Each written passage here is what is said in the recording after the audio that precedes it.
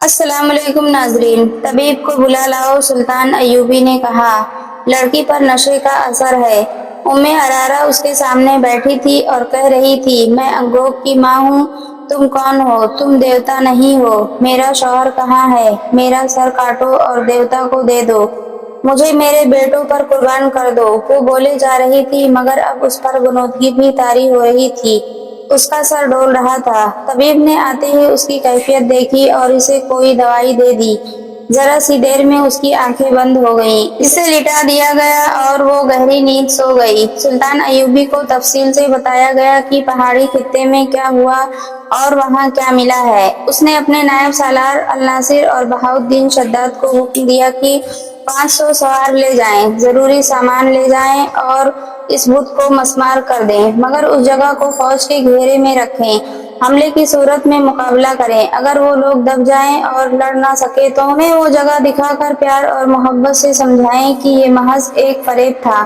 शद्दाद ने अपनी डायरी में, जो अरबी जुबान में लिखी गई थी, इस वाकया को यूं बयान किया है कि वो 500 सवारों के साथ वहां पहुंचा। रहनुमाई इस फौज के कमांडर ने की, जो पहले ही वहां मौजूद था। सैकड़ों सूडानी हबशी दूर खड़े थे। उनमें से बाज घोड़ों और ऊँटों पर थे। उनके पास बर्छियां, तलवारें और खंजर थी। हमने अपने तमाम तर सवारों को उस पहाड़ी जगह के इर्द गिर्द इस तरह खड़ा कर दिया कि उनके मुंह बाहर की तरफ और उनकी कमानों में तीर थे, और जिनके पास कमानें नहीं थी उनके हाथों में बर्छियां थीं। खतरा खोरेज लड़ाई का था। मैं अल नासिर के साथ अंदर गया। बुत को देखकर मैंने कहा कि फिरौनों की यादगार है। हबशियों की लाशें पड़ी थीं। हर जगह घूम फिर कर देखा।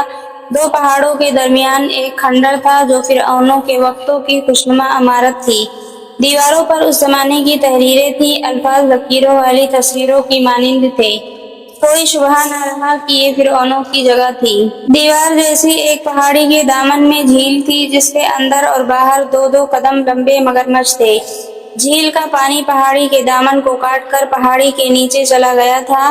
पानी के ऊपर पहाड़ी की छत थी। जगह खौफनाक थी। हमें देखकर बहुत सारे मगरमच्छ किनारे पर आ गए और हमें देखने लगे। मैंने सिपाहियों से कहा, हबशियों की लाशें झील में फेंक दो, ये भूखे हैं। वो लाशें घसीट कर लाए और झील में फेंक दी। मगरमच्छों की तादाद का अंदाजा नहीं, पूरी फौज थी। लाशों के सर बाहर रहे और ये सर पानी में दौड़ते पहाड़ी के अंदर चले गए। फिर परवहत की लाश आई। उसने दूसरे इंसानों को मगरमच्छों के आगे फेंका था। हमने इसे भी झील में फेंक दिया। 2 सिपाही 4 सूडानी लड़कियों को लाए। वो कहीं छुपी हुई थी और उरियां थी। कमर के साथ एक पत्ता आगे एक पीछे बंधा था। मैंने अल नासिर ने मुंह फेर लिए। सिपाहियों से कहा कि उन्हें मस्तूर करो। जब उनके जिस्म कपड़ों में छुप गए तो देखा वो बहुत खूबसूरत थी। रोती थी, डरती थी। हमारे तर्जुमान को उन्होंने वहाँ का हाल अपनी जुबान में बयान किया, जो बहुत शर्मनाक था। मुसलमान को औरत जात का यह हाल बर्दाश्त नहीं करना चाहिए। औरत अपनी हो या किसी और की हो, काफिर हो, इस्लाम इसे बेटी कहता है। इन 4 लड़कियों का बयान जाहिर करता था कि वो फिरौनों को खुदा मानती हैं। उनका कबीला इंसान को खुदा मानता है। ये जगह खुशनुमा थी। सारे सहरा में सरसब्ज थी। अंदर पानी का चश्मा था, जिसने झील बनाई। दरख्त थे, जिन्होंने साया दिया। किसी फिरौन को ये मकाम पसंद आया तो इसे तफरीह का मकाम बनाया। अपनी खुदाई के सबूत में ये बुत बनाया। उसमें तहखाना रखा और यहाँ ऐश की। आसमान ने कोई और रंग दिखाया। सूरज उधर से इधर हो गया। फिरौनों के सितारे टूट गए और मिस्र में दूसरे बातिल मजहब आए। आखिर में हक की फतह हुई और मिस्र ने कलमा ला इलाहा इल्लल्लाह सुना और खुदा के हुजूर सुरखरू हुआ। लेकिन किसी ने ना जाना कि बातिल इन पहाड़ियों में जिंदा रहा। अल्हम्दुलिल्लाह, हमने खुदाए अज़्ज़वजल से रहनुमाई ली। बातिल का ये नक्श भी उखाड़ा और इस रेगिजार को पाक किया। इस जगह को सवारों के घेरे में लेकर फौज ने पत्थर के इस हैबतनाक बुत को मस्मार कर दिया। चबूतरा भी गिरा दिया। तहखाना मलबे से भर दिया। बाहर सैकड़ों हबशी हैरान और खौफजदा खड़े थे कि ये क्या माजरा है। इन सबको बुलाकर अंदर ले जाया गया कि यहाँ कुछ भी नहीं था। चारों लड़कियां उनके हवाले की गईं। चारों के बाप और भाई वहां मौजूद थे। उन्होंने अपनी अपनी लड़की ले ली। उन्हें बताया गया कि यहाँ एक बदकार आदमी रहता था, वो मगरमच्छों को खिला दिया गया है। इन सैकड़ों हबशियों को इकट्ठा बिठाकर उनकी जुबान में वाज दिया गया। वो सब खामोश रहे। उन्हें इस्लाम की दावत दी गई, वो फिर भी खामोश रहे। कभी कभी शक होता था जैसे उनकी आंखों में खून उतर आया है। उन्हें ये अल्फाज धमकी के लहजे में कहे गए, अगर तुम सच्चे खुदा को देखना चाहते हो तो हम तुम्हें दिखाएंगे। अगर तुम उस जगह को जहाँ तुम बैठे हो अपने झूठे खुदाओं का घर कहते रहोगे तो हम इन पहाड़ों को भी रेजा रेजा करके रेत के साथ मिला देंगे। फिर तुम देखोगे कि कौन सा खुदा सच्चा है। उधर काहिरा में उम्मे अरारा होश में आ चुकी थी। वो अपनी दास्तान सुना चुकी थी जो ऊपर बयान की गई है। कभी वो कहती थी कि उसने कोई ख्वाब देखा है। उसे सारी बातें याद आ गई थी। उसने बताया कि फरोहत उसे दिन रात बेआबरू करता था और फूल कई बार उसकी नाक के साथ लगाता था। उम्मे अरारा को बताया गया कि उसकी गर्दन कटने वाली थी। अगर छापा मार बर वक्त ना पहुंच जाते तो उसका सर गार में और जिस्म मगरमच्छों के पेट में होता। नाजुक सी ये हसीन लड़की खौफ से कांपने लगी। उसके आंसू निकल आए। उसने सुल्तान अय्यूबी के हाथ चूम लिए और कहा, खुदा ने मुझे गुनाहों की सजा दी है। मैं अपने गुनाहों का एतराफ करना चाहती हूँ। खुदा के लिए मुझे पनाह में ले लें। उसकी ज़हनी कैफियत बहुत बुरी थी। उसने शाम के एक दौलतमंद ताजिर का नाम लेकर कहा कि वो उसकी बेटी है। ये मुसलमान ताजिर था। उसका दोस्ताना शाम के अमीरों के साथ था। उस वक्त के अमीर एक एक शहर या थोड़े थोड़े रुकबे के खत्तों के हुक्मरान हुआ करते थे जो मरकजी इमारत के मातहत थे। मरकजी इमारत मरकजी वजारत और खिलाफत के मातहत होती थी। ये उम्रा 10वीं सदी के बाद पूरी तरह अय्याशियों में डूब गए थे।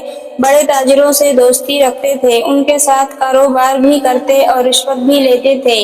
उनके हरमों में लड़कियों की अफरात रहती और शराब भी चलती थी। उम्मे अरारा ऐसे ही एक दौलतमंद ताजिर की बेटी थी जो अपने बाप के साथ 12-13 साल की उम्र में उम्रा की रक्स सुरूर की महफिलों में जाने लगी थी। बाप गालिबन देख रहा था कि लड़की खूबसूरत है, इसलिए वो इसे लड़कपन में ही उम्रा की सोसाइटी का आदी बनाने लगा था। उम्मे अरारा ने बताया कि वो 14 साल की हुई तो उम्रा ने उसमें दिलचस्पी लेनी शुरू कर दी। दो ने इसे बड़े कीमती तोहफे भी दिए। वो गुनाहों की इसी दुनिया की होके रह गई।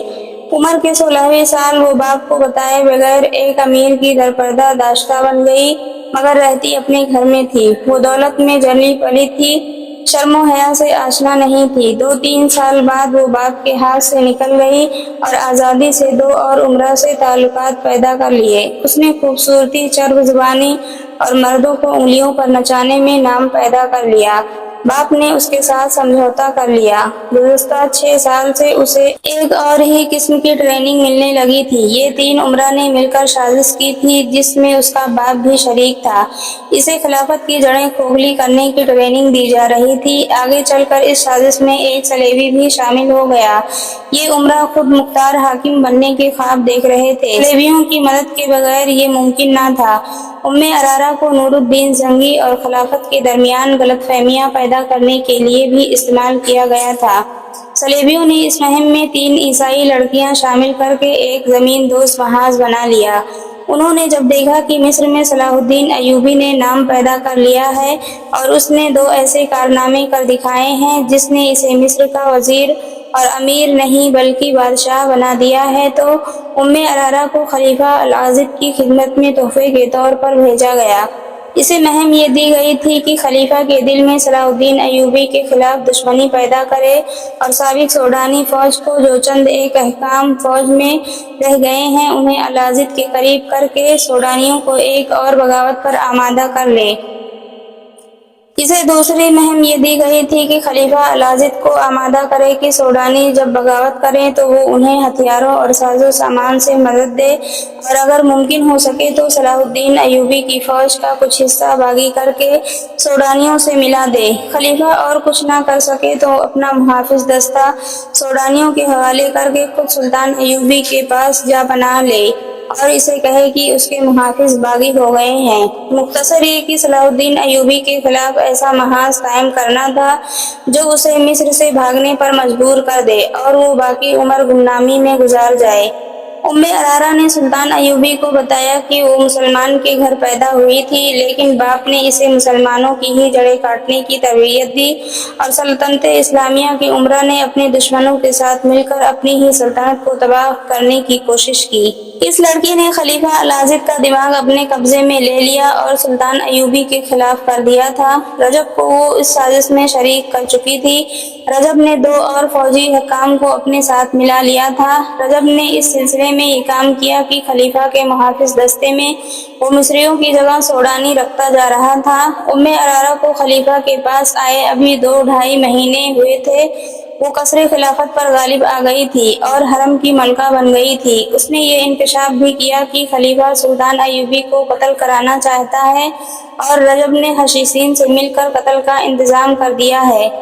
یہ محض اتفاق کی بات ہے کہ سلطان ایوبی نے خلیفہ کے بیکار وجود اور عیش پرستی سے تنگ آ کر اس کے خلاف کارروائی شروع کر دی تھی، اور یہ بھی اتفاق تھا کہ ام ارارا کو وہی لوگ اغوا کر کے لے گئے جنہیں وہ سلطان ایوبی کے خلاف لڑانا چاہتی تھی۔ اور یہ اتفاق تو بڑا ہی اچھا تھا کہ سلطان ایوبی نے رجب سے محافظ دستے کی کمان لے لی اور وہاں اپنی پسند کا ایک نائب سالار بھیج دیا تھا، مگر ان اتفاقات نے حالات کا دھارا موڑ کر سلطان ایوبی کے لیے ایک خطرہ پیدا کر دیا۔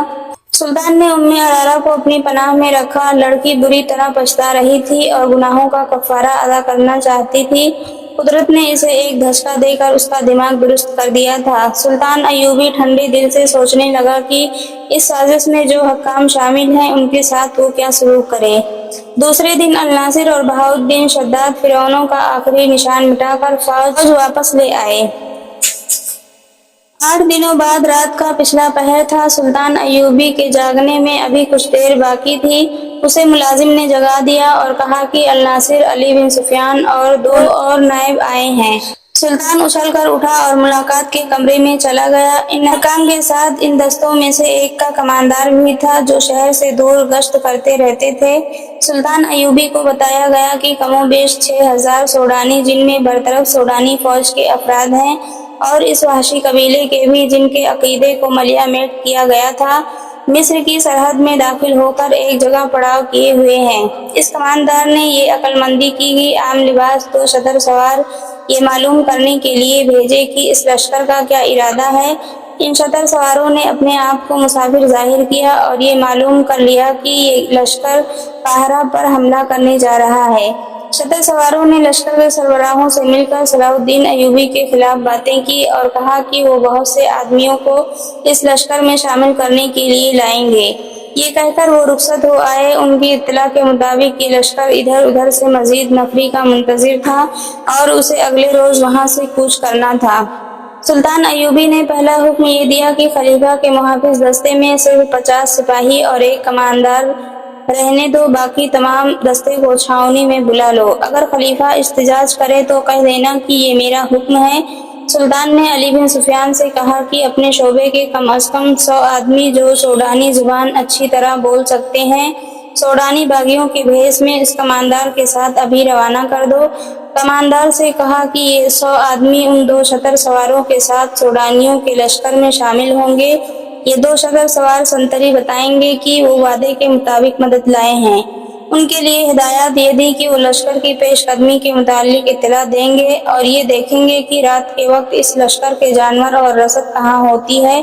سلطان ایوبی نے الناصر سے کہا کہ تیز رفتار گھڑ سوار چھاپا مارو اور چھوٹی منجنیقوں کے دستے تیار رکھو۔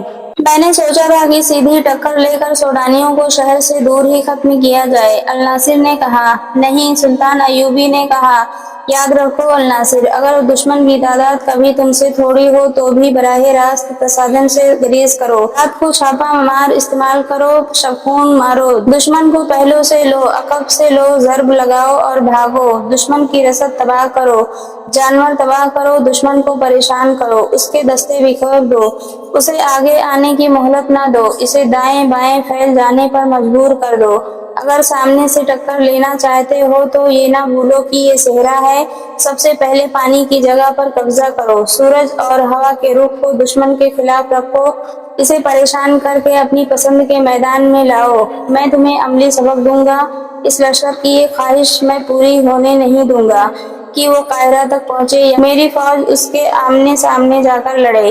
اس نے علی بن سفیان سے کہا، تم جن 100 آدمیوں کو لشکر میں شامل ہونے کے لیے بھیجو گے انہیں کہنا کہ وہ سوڈانیوں میں یہ افواہ پھیلا دیں کہ 6-7 دنوں تک صلاح الدین ایوبی فلسطین پر حملہ کرنے کے لیے جا رہا ہے، اس لیے قاہرہ پر حملہ اس کی غیر حاضری میں کیا جائے گا۔ ایسی بہت سی ہدایات اور احکام دے کر سلطان ایوبی نے انہیں بتایا کہ وہ آج شام سے قاہرہ میں نہیں ہوگا۔ اس نے انہیں قاہرہ سے بہت دور ایک جگہ بتائی۔ وہ اپنا ہیڈ کوارٹر دشمن کے قریب رکھنا چاہتا تھا تاکہ جنگ اپنی نگرانی میں لڑا سکے۔ سب نے ملاقات کے کمرے میں ہی صبح کی نماز پڑھی اور سلطان ایوبی کے احکام پر کارروائی شروع ہو گئی۔ سلطان ایوبی تیاری کے لیے اپنے کمرے میں چلا گیا۔